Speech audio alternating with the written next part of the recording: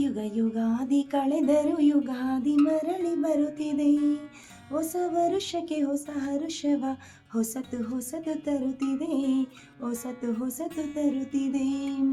ದ.ರಾ ಬೇಂದ್ರೆಯವರ ಈ ಒಂದು ಪುಟ್ಟ ಪದ್ಯವನ್ನ ನೆನೆಯುತ್ತಾ, ಕನ್ನಡಿಗರಿಗೆ ಯುಗಾದಿ ಅನ್ನೋದು ಒಂದು ಕೇವಲ ಹಬ್ಬವಲ್ಲ, ಇದೊಂದು ಸಂಭ್ರಮ, ಇದು ಒಂದು ಶುಭಾರಂಭ, ಶುಭಗಳಿಗೆ ಅಂತ ಹೇಳ್ತಾ ಎಲ್ಲರಿಗೂ ನಮಸ್ಕಾರ. ಸಮಸ್ತ ಕನ್ನಡ ನಾಡಿನ ಜನತೆಗೆ ಶ್ರೀನಾಮ ಸಂವತ್ಸರದ ಯುಗಾದಿ ಹಬ್ಬದ ಹಾರ್ದಿಕ ಶುಭಾಶಯಗಳು. ಯುಗಾದಿ ಹಬ್ಬವನ್ನ ಯಾಕೆ ಆಚರಣೆ ಮಾಡಬೇಕು, ಯುಗಾದಿ ಹಬ್ಬ ಎಲ್ಲಿಂದ ಬಂತು, ಯುಗಾದಿ ಅಂದ್ರೆ ಏನು, ಯುಗಾದಿ ಹಬ್ಬದ ಪೌರಾಣಿಕ ಹಿನ್ನೆಲೆ ಏನು ಮತ್ತು ವೈಜ್ಞಾನಿಕ ಹಿನ್ನೆಲೆ ಏನು ಅನ್ನೋದನ್ನ ನಾವು ನೋಡ್ತಾ ಹೋಗೋದಾದ್ರೆ, ಮೊದಲನೇದಾಗಿ ಹೇಳೋದಾದ್ರೆ ಪೌರಾಣಿಕ ಹಿನ್ನೆಲೆ ಅಂತ ಹೇಳೋದಾದ್ರೆ ಒಂದೆರಡು ಮೂರು ಪಾಯಿಂಟ್ಸ್ ಬರುತ್ತೆ. ಆ ಪಾಯಿಂಟ್ಸ್ನ ಹೇಳೋದಾದ್ರೆ, ಮೊದಲನೇದಾಗಿ ಒಂದು ಸೃಷ್ಟಿಯ ಆರಂಭ ಎಲ್ಲರಿಗೂ ಗೊತ್ತು, ಬ್ರಹ್ಮದೇವನಿಂದ ಆಯಿತು ಅಂತ. ಈ ಒಂದು ಬ್ರಹ್ಮದೇವರು ಈ ವಿಶ್ವವನ್ನ ಸೃಷ್ಟಿಸಿದಂತಹ ದಿನನೇ ಯುಗಾದಿ. ಆ ಹೆಸರಲ್ಲೇ ಇದೆ ಯುಗ ಪ್ಲಸ್ ಆದಿ. ಯುಗ ಅಂದ್ರೆ ಕಾಲ, ಆದಿ ಅಂತಂದ್ರೆ ಪ್ರಾರಂಭ. ಈ ಒಂದು ಕಾಲದ ಆರಂಭವಾದ ದಿನನೇ ಯುಗಾದಿ. ಇದು ಒಂದು ಕಾರಣ ಆಗಿರಬಹುದು. ಏನಕ್ಕೆ ಅಂತ ಅಂದ್ರೆ, ನಾವು ಯುಗಾದಿ ಹಬ್ಬವನ್ನ ಆಚರಣೆ ಮಾಡಲಿಕ್ಕೆ ಒಂದು ಪೌರಾಣಿಕ ಕಾರಣ. ಮತ್ತೆ ಎರಡನೇದಾಗಿ ಹೇಳೋದಾದ್ರೆ ಶ್ರೀರಾಮನ ಪಟ್ಟಾಭಿಷೇಕ. ರಾವಣನನ್ನ ಸಂಹರಿಸಿ ಅಯೋಧ್ಯೆಗೆ ಮರಳಿ ಬಂದಂತಹ ಶ್ರೀರಾಮನಿಗೆ ಪಟ್ಟಾಭಿಷೇಕ ಆಗಿದ್ದು ಕೂಡ ಈ ಒಂದು ಯುಗಾದಿಯ ಪಾಡ್ಯದಂದು. ಅವತ್ತು ಅಲಂಕಾರ ಹೇಗಿತ್ತು ಅಂತ ಅಂದರೆ, ಊರಿಗೆ ಒಂದು ಒಳ್ಳೆಯ ಮೆರುಗು ಕಟ್ಟಿತ್ತು, ಒಂದು ತಳ್ಳಿದ ತೋರಣಗಳಿಂದ ಅಲಂಕಾರಗೊಂಡಿತ್ತು, ರಂಗಾದ ರಂಗೋಲಿಗಳು ಶ್ರೀರಾಮನ ಬರುವಿಕೆಯನ್ನು ಕಾಯ್ತಿದ್ವು. ಇಡೀ ಊರಿನಲ್ಲಿ ಒಂದು ಸಮಾಧಾನ, ನೆಮ್ಮದಿ, ಖುಷಿ ಎಲ್ಲ ಒಂದು ಒಳ್ಳೆ ರೀತಿಯಾದ ಅಂಶಗಳು ಕೂಡ ಆ ಒಂದು ಊರಿನಲ್ಲಿ ತುಂಬಿ ತುಳುಕ್ತಿತ್ತು ಅಂತ ಹೇಳ್ಬೋದು. ಇಂತಹ ಒಂದು ಸುದಿನ ಬಂದಿದ್ದು ಕೂಡ ಒಂದು ಯುಗಾದಿ ಹಬ್ಬದಿಂದ. ಅಂದರೆ ಈ ಒಂದು ಘಟನೆ ನಡೆದಿದ್ದು ಕೂಡ ಯುಗಾದಿಯ ದಿನದಂದು. ಹಾಗಾಗಿ ಇದು ಒಂದು ಕೂಡ ಒಂದು ಪೌರಾಣಿಕ ಹಿನ್ನೆಲೆಯಾಗಿ ಆಗತ್ತೆ. ಮೂರನೇದಾಗಿ ಹೇಳೋದಾದ್ರೆ ಶಾಲಿವಾಹನ ಶಕೆ. ದಕ್ಷಿಣ ಭಾರತದ ಹೆಮ್ಮೆಯ ಒಂದು ಅರಸ ಶಾಲಿವಾಹನನು ವಿದೇಶಿ ಒಂದು ಆಕ್ರಮಣಕಾರರೆಲ್ಲರನ್ನ ಸೋಲಿಸಿ ಒಂದು ಹೊಸ ಶಕೆಯನ್ನ ಪ್ರಾರಂಭಿಸಿದ ದಿನ ಕೂಡ ಈ ಒಂದು ಯುಗಾದಿ ಹಬ್ಬ ದಿನ. ಹಾಗಾಗಿ ಈ ಮೂರೂ ಕಾರಣಗಳು ಸಹ ಯುಗಾದಿ ಹಬ್ಬವನ್ನ ಆಚರಣೆ ಮಾಡಲಿಕ್ಕೆ ಒಂದು ಪೌರಾಣಿಕ ಹಿನ್ನೆಲೆಯಾಗಿ ಗೊತ್ತಾಗುತ್ತೆ. ಹಾಗಾಗಿ ಈ ಮೂರೂ ಕಾರಣಗಳು ಕೂಡ ಯುಗಾದಿ ಹಬ್ಬವನ್ನ ಆಚರಣೆ ಮಾಡಲಿಕ್ಕೆ ಪೌರಾಣಿಕ ಕಾರಣಗಳಾಗಿದ್ದಾವೆ ಅಂತಾನೆ ಹೇಳಬಹುದು.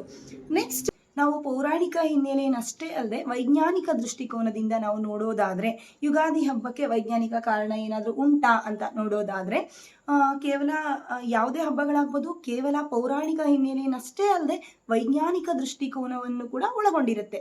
ಆ ಒಂದು ವೈಜ್ಞಾನಿಕ ದೃಷ್ಟಿಕೋನ ಯಾವ ರೀತಿಯಾಗಿ ನಮ್ಮ ಒಂದು ಯುಗಾದಿ ಹಬ್ಬಕ್ಕೆ ಆವರಿಸಿಕೊಂಡಿದೆ ಅಂತ ಅಂದ್ರೆ, ಯುಗಾದಿ ಹಬ್ಬ ಅಂದ್ರೆ ಋತು ಬದಲಾವಣೆಯ ಕಾಲ. ನಾವು ಎಲ್ಲರಿಗೂ ಕೂಡ ನಾವು ಆಚೆ ಓಡಾಡ್ತಿದ್ದಂತೆ ನಮಗೆ ಗೊತ್ತಾಗುತ್ತೆ, ಪ್ರಕೃತಿಯಲ್ಲಿ ಏನೋ ಒಂದು ರೀತಿಯಾದಂತಹ ಸೊಬಗು, ಸುಂದರತೆ ಎಲ್ಲವೂ ಕೂಡ ಒಳಗೊಂಡಿರುತ್ತೆ.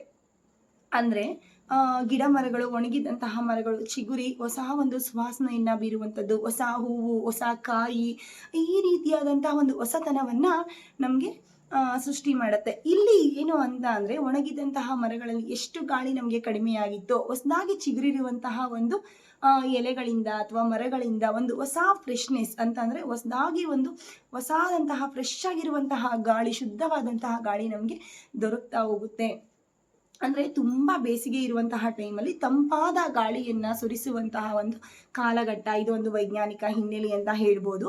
ಮತ್ತೆ ಇನ್ನೊಂದು ರೀತಿಯಾಗಿ ಹೇಳೋದಾದ್ರೆ, ನಮ್ಮ ಆರೋಗ್ಯ ದೃಷ್ಟಿಯಿಂದ ನಾವು ನೋಡೋದಾದ್ರೆ, ಎಲ್ಲ ಒಂದು ಕಾಲಗಳಲ್ಲಿ ಅಂದ್ರೆ ಚಳಿಗಾಲ, ಮಳೆಗಾಲ, ಬೇಸಿಗೆ ಕಾಲ ಎಲ್ಲಾ ರೀತಿಯಲ್ಲೂ ಕೂಡ ಒಂದು ರೀತಿಯಾದಂತಹ ಹುಷಾರ್ ತಪ್ಪೋದು, ಈ ರೀತಿಯಾಗಿ ಹುಷಾರಿಲ್ಲದೆ ಆಗದಾಗ್ತಾ ಇರುತ್ತೆ. ಇಲ್ಲಿ ನಾವು ಈ ಒಂದು ಯುಗಾದಿ ಹಬ್ಬಕ್ಕೆ ಬೇವು ಮತ್ತು ಬೆಲ್ಲವನ್ನ ತಿನ್ನೋದ್ರಿಂದ ನಮ್ಮ ಒಂದು ದೇಹಕ್ಕೆ ಒಂದು ದೈಹಿಕವಾಗಿ ನಾವು ಒಂದು ಒಳ್ಳೆಯ ಆರೋಗ್ಯವನ್ನ ಕಾಪಾಡ್ಕೋಬಹುದು.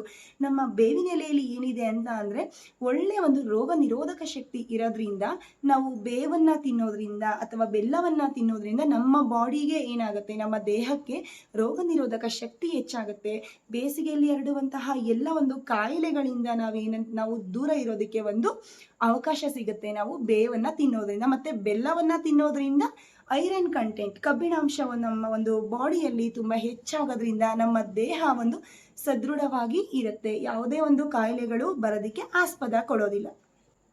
ಮತ್ತು ಯುಗಾದಿ ಹಬ್ಬವನ್ನು ನಮ್ಮ ಇಂದಿನ ಪರಿಸ್ಥಿತಿಗೆ ಒಂದು ಕನ್ನಡಿ ಇಟ್ಟು ನೋಡಿದಾಗ ಏನಾಗುತ್ತೆ ಅಂತ ಅಂದರೆ, ಒಂದು ನೋಡಿ, ಪರಿಸರದಲ್ಲೇ ಹಳೆ ಎಲೆಗಳು ಉದುರಿ ಹೊಸ ಒಂದು ಎಲೆಗಳು ಚಿಗುರಿ ಒಂದು ಫ್ರೆಶ್ನೆಸ್ನ ಅಂದರೆ ಶುದ್ಧತೆಯನ್ನು ಕೊಡೋದೇ ಆದರೆ, ನಮ್ಮಲ್ಲಿರುವಂತಹ ಹಳೆಯ ಒಂದು ದ್ವೇಷದ ಸಂಪ್ರದಾಯಗಳು, ದ್ವೇಷಗಳು, ಕೋಪಗಳು, ಇವನ್ನೆಲ್ಲವನ್ನ ಅಳಿದು ಅಥವಾ ತೊಳೆದು ಹಾಕಿ ಒಂದು ಶಾಂತಿಯ ವಾತಾವರಣವನ್ನು ಒಂದು ಪ್ರಾರಂಭಿಸೋದು ಈ ಯುಗಾದಿಯ ಒಂದು ವಿಶೇಷತೆ ಅಂತ ಹೇಳ್ಬೋದು.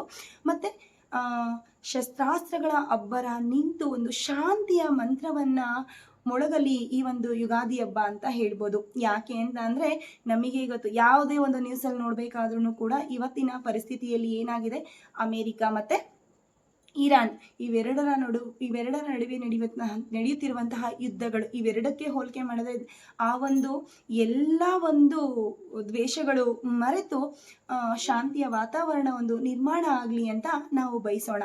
ಮತ್ತು ಈ ಒಂದು ಯುಗಾದಿ ಹಬ್ಬವನ್ನು ನಾವು ಅರಿಷಡ್ ವರ್ಗಗಳ ಒಂದು ಜಯವನ್ನು ಸಾಧಿಸಲಿಕ್ಕೆ ಅಂತ ನೋಡೋದಾದರೆ, ಈ ಒಂದು ಕಾಮ, ಕ್ರೋಧ, ಲೋಭ, ಮೋಹ, ಮದ, ಮಾತ್ಸರ್ಯ ಅಂತ ಏನೇನೆಲ್ಲ ಅರಿಷಡ್ ವರ್ಗಗಳ ಇದೆಯೋ, ಇವೇ ನಮ್ಮ ಯಾವುದೇ ಒಂದು ಘಟನೆ ನಡೆಯೋದಕ್ಕೆ, ಯಾವುದೇ ಒಂದು ಕೋಪ, ಯಾವುದೇ ಒಂದು ಯುದ್ಧ, ಯಾವುದೇ ಒಂದು ಜಗಳ ನಡೆಯೋದಕ್ಕೆ ಇವೇ ಮೂಲಭೂತ ಕಾರಣಗಳು ಅಂತ ಹೇಳ್ಬೋದು.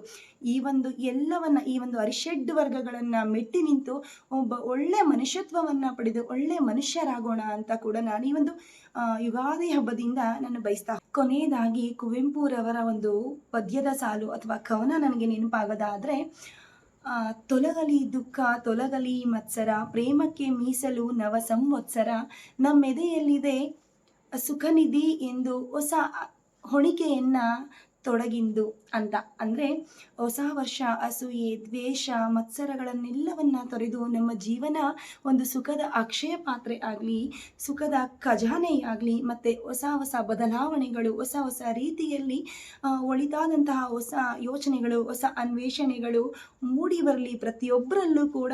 ಈ ಒಂದು ಯುಗಾದಿ ಹಬ್ಬದ ದಿನದಿಂದ ಎಲ್ಲ ರೀತಿಯಾದಂಥ ಒಳ್ಳೆ ರೀತಿಯಾದ ಬದಲಾವಣೆಗಳಾಗಲಿ, ಎಲ್ಲರಿಗೂ ಕೂಡ ಆ ಒಂದು ಭಗವಂತ ಒಳ್ಳೆಯ ವಿದ್ಯೆ, ಬುದ್ಧಿ, ಗುಣ, ಒಳ್ಳೆಯ ಆಚಾರ, ಒಳ್ಳೆಯ ಸಂಸ್ಕಾರ ಎಲ್ಲವನ್ನ ಕೊಟ್ಟು ಕಾಪಾಡಲಿ ಅಂತ ಬಯಸ್ತೀನಿ. ಕೊನೆಯದಾಗಿ ಒಂದು ಕಿವಿ ಮಾತು ಹೇಳೋದಾದರೆ, ಈ ಒಂದು ಹಬ್ಬಗಳು ಹಿಂದಿನ ಕಾಲದಿಂದ ಬಂದಿರುವಂತಹ ನಮ್ಮ ಸಂಪ್ರದಾಯಗಳು ಅಂತ ಹೇಳ್ಬೋದು. ಅದಕ್ಕೊಂದು ಕಾರಣ ಇರುತ್ತೆ.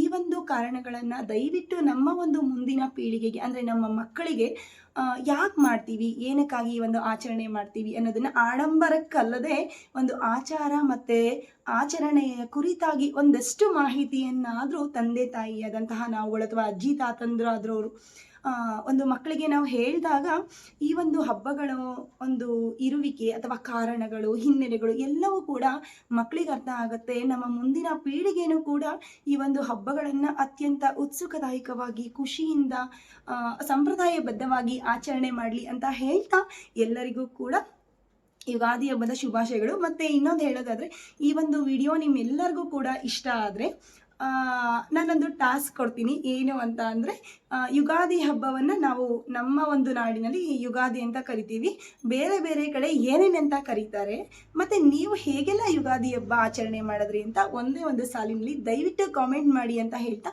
ಎಲ್ಲರಿಗೂ ಮತ್ತೊಮ್ಮೆ ಯುಗಾದಿ ಹಬ್ಬದ ಶುಭಾಶಯಗಳನ್ನ ತಿಳಿಸ್ತಾ ಧನ್ಯವಾದಗಳು.